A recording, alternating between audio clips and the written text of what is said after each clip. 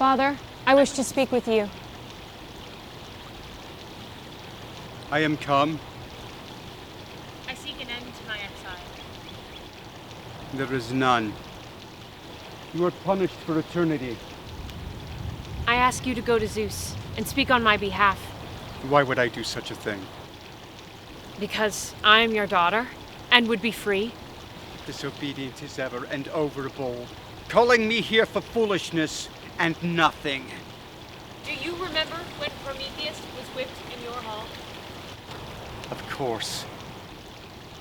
After all of you left, I stayed behind. I spoke with him and brought him comfort. You would not have dared. If you doubt me, you may ask Prometheus himself, or Aedes. But if you get any truth from him, it is a miracle. If you did such a thing, it is deepest treason. You are more owed to exile than ever. You deserve greater punishment still. All I can give you. You have exposed us to Zeus's wrath for some foolish whim. And I will again. If you do not see my exile ended, I will expose you to Zeus. Zeus will destroy you. Perhaps he will, but I think he will listen first. And you will be the one he will truly blame, for you should have kept better check on your daughter. You dare to threaten me? You would start a war! I hope so, for I will see you torn down, Father, before I will be jailed for your inconvenience any longer. I can end you with a thought. You can, but you have always been cautious, Father.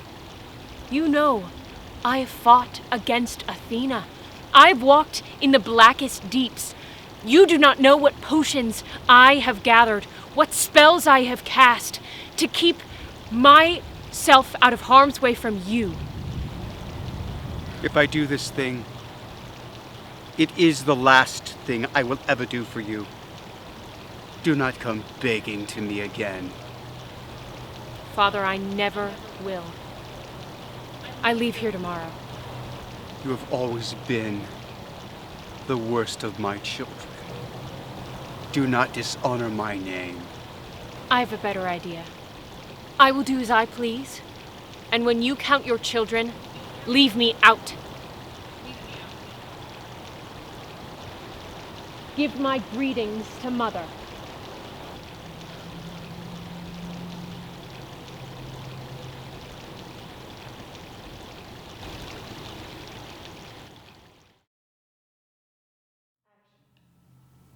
These flowers made Scylla a monster, though all she had done was sneer.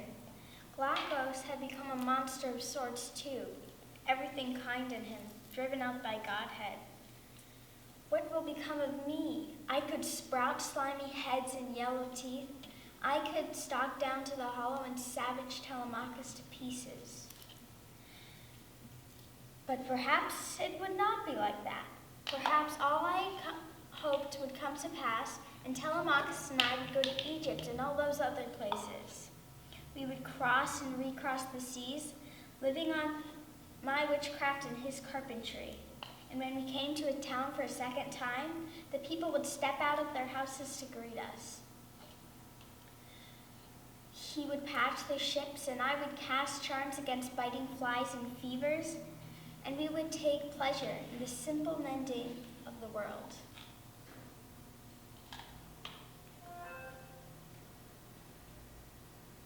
We would visit the lion gates of Mycenae, the walls of Troy. We would ride elephants and walk in the desert night. Telemachus would say that he wanted children, and I would say, "You do not know what you ask of me," and he would say, "This time you are not alone." We have a daughter, and then another. There is pain, but it passes. The daughters I dream to life are different from Telegonus, and different from each other. We are wild with our love for them, standing over their sleeping faces, whispering about what she said today, what she did. We bring them to meet Telegonus, throned among his golden orchards. He leaps from his couch to embrace us and introduces us to his captain of the guard, a tall, dark-haired youth who never leaves his side. He's not married yet. He may not ever be, he says. I imagine Athena's frustration. So polite he is, yet firm and immovable as one of his own city walls. I do not fear for him. I have aged as I look into my polished bronze mirror. There are lines on my face, and I have thickened. My skin has begun to loosen, but I am not upset. I am happy. I cut myself to my herbs and the scars stay. Sometimes I like it. Sometimes I'm vain and dissatisfied. But I still keep going. And one day I will see Hermes again, and we will scarcely know one another, for I have white hair, and he will guide me down the halls as leader of lost souls. And I will enjoy seeing that.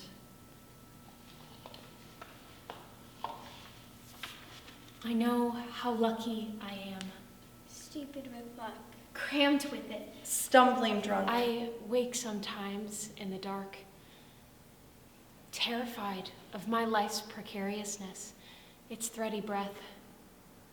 Beside me, my husband's pulse beats in his throat. In their beds, the children, their skin shows ever faintest to scratch. A breeze could blow them over, and the world is filled with more than just breezes. Diseases and disasters, monsters and pain in 1,000 variations. And I do not forget my father and his kind, hanging over us, bright and sharp as swords. If they do not fall in malice, then they will fall on accident and whim. My breath fights in my throat. How can I live on such doom? I go to my herbs. I create something. I transform something. My witchcraft is as strong as ever. This too is good fortune. How many have such power and leisure and defense as I do? Telemachus comes from our bed to find me. He sits with me in the green-smelling darkness, holding my hand. Our faces are marked now, lined with our age. Circe, he says, it will be all right. It is not the words of an oracle or prophet. It is words that you would speak to a child, the way that he would speak to our own, to calm them after they had awoken from a nightmare, to soothe the stings that stung. I can feel his breath. His skin feels the same as my own. He says that it does not hurt. He says that it will be all right, that we are just here. My divinity shines through like the last rays before they drown in the water. I used to think that gods were the opposite of death, but now they are more than alive. For they are unchanging and can hold nothing in their hands. All of my life, I have moved forward. I am here. I have a mortal's voice. Give me the rest.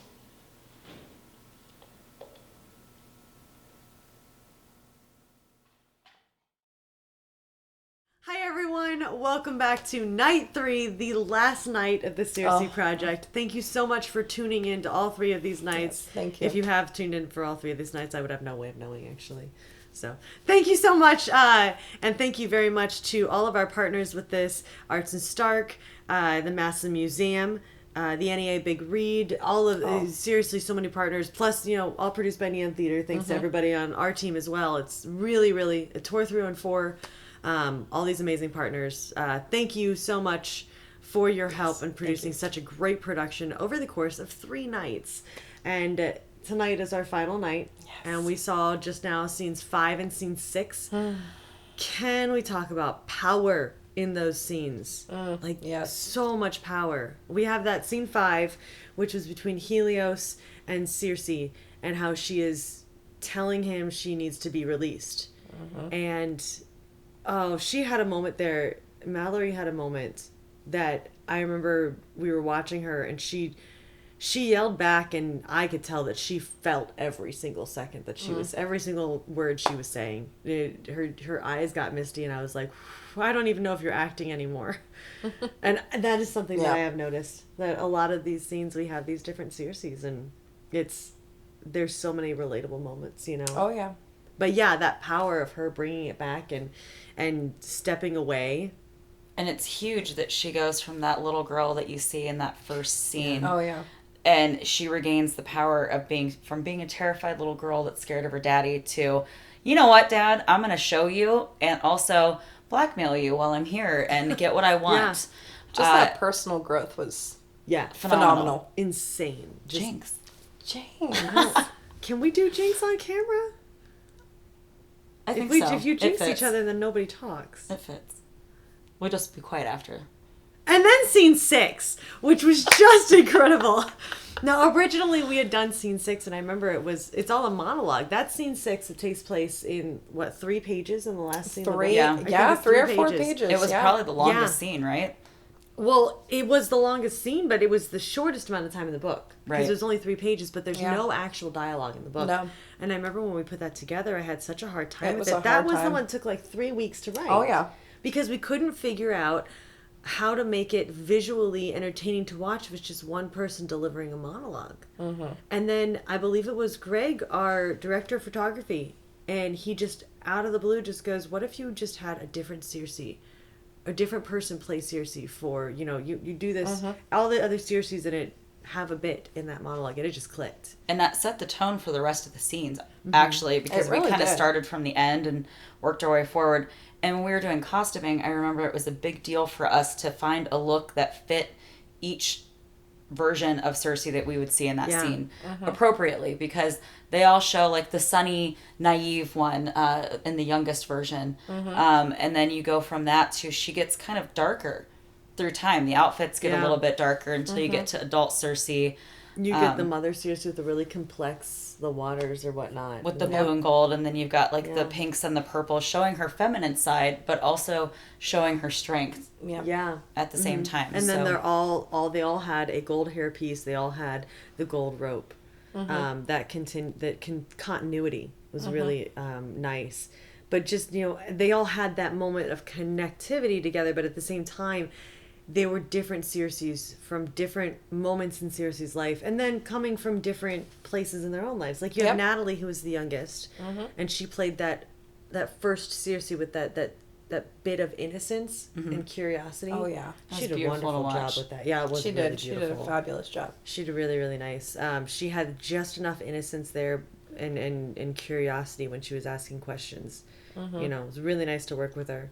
My favorite part of that whole scene was watching Kate Reindel do her scene with the lover, whose apparent his name is eluding me at the moment, but they have that moment. Oh, you're thinking of the character's name. Yeah, but they have Telemachus. that beautiful Telemachus. Yes. Yep. And got it. They just had that connection, which was weird because they didn't meet before this. They didn't meet before that. Because all of our rehearsals were because of the pandemic. All of our rehearsals were virtual, and then they met and they did that one connection, like that instant. The two of them were so talented, and it was gorgeous. Like watching that from our view from the director, producer, video producer side. It was. I just remember looking at Greg, going, "Oh my god." That's so beautiful. I love that. They were so naturally in tune. It was great. And then, we had also Mallory, who, we talked about earlier from that first scene, but she came through with this underlying almost voice of truth. Everything she said.